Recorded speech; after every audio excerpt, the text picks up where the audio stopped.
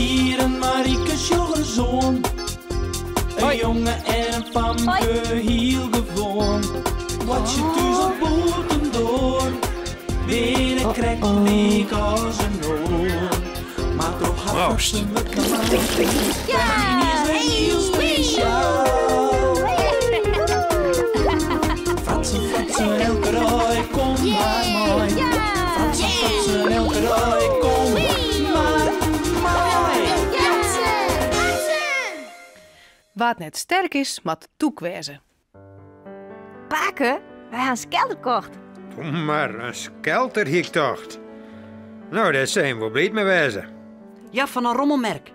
Maar het is nog een hele mooie. Nou ja, mooi. Dat is van al zo'n stikken en het stuur zit los. Ja, en daarom hebben we hem naar Douwe de Vries gebracht. Dit pakenbol. Die man van die oud garage. Die maakt het hem weer voor us. En hij zal hem echt wat oppimpen. Oppimpen? Oppompen, zijn we bedoelen. Nee. Oppimpen. Maar het is toek van je om hem even naar Douwe te brengen. Want die is handig, ja, die kent alles. Tja, waar het net sterk is, maar toekwezen. Wat bedoel Paken? Nou, dat het heel snoord van je is om Douwe het werk waan te laten dat je hem zelfs net kennen. En zo zeggen we dan, waar het net sterk is, maar toekwezen. Kijk als in het verhaal van die ereme Fisk, die Salm. Verhaal? Wat voor verhaal is dat dan? Het verhaal van de Salm en de beer. Ken je hem dat net? Had ik dat nog nooit verteld? Nee. Nee? Nou, zoals ik al zei, het gaat over een salm en een beer. Je weet wel wat een salm is? Een grote Fisk. Correct. En een lekkere. Dat weten de beren ook. En beren binnen handige salmviskers. Je had misschien wel eens op de televisie zien. Ze rennen eindje het water in en slaan dan de visken gewoon de wal op. En dan eten ze op. Ja, dan fretten ze zijn salm op met kop en al. Ah, jakkie. Ja, Vanke, zo gaat het nou een keer in de natuur. Maar nou weer er eens een keer een grauwe salm die het heel toek weer. De beer hier hem op het droge slaan en zo hem deerbieten.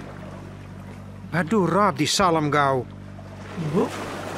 Wat ben jou een rare kerel? Ik zoek recht naar jou ta om jou wat te vertellen en ook krijg ik een klap op een kop.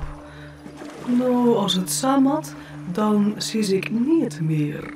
De beer waard nieuwsgierig en zei... Het spiet mij van die klap. Maar ik wie bang dat jou verdrinken zouden. Sorry dat ik jou wat al te bot bij het nekvel pakt ha. Maar wat woon jou mij vertellen? Nou, ik zwom eens midden in een rivier. En daar zie ik een grote sek lezen. Er zit een spoor in. En er wienen alleer van die mooie, groene dingen uitroegelen. Nog groter als jouw eigen. En blinken dat ze dienen? Oh? Ik dacht, dat kon wel eens koud stikken wezen. Ik heb een in de bek genomen om het jou sjen te laten. Maar toen kreeg ik van jou zo'n klap op een kop. Dat het koudstik is me uit de moele spat. Nou binnen we nog niet wiezer. Het liefste hier ik ze stik voor stik naar de kant brengen wil. Dan koenen jou mooi sissen wat ze wurg wienen. Want jou had er verstand van, denkt mij. De beer tocht. Blinder, dit mat is al troggeer. Als ik die stomme sal net opverretten kan, dan had ik in alle gevallen een zak vol goud te pakken. Hij aaide de salmmoeder recht en zei... Dit is altijd vreun, blauwe beste salm. Jou brengen mij het goud, ik zus wat het werk is, en dan delen we dat eerlijk. Hij tilde de salm voorzichtig op en zette hem weer in de rivier. Doeg. Maar, hoe lang als ik wachtte? De zalm kwam net voorop. Nee, nogal wiedes. Dat wie toek van die zalm?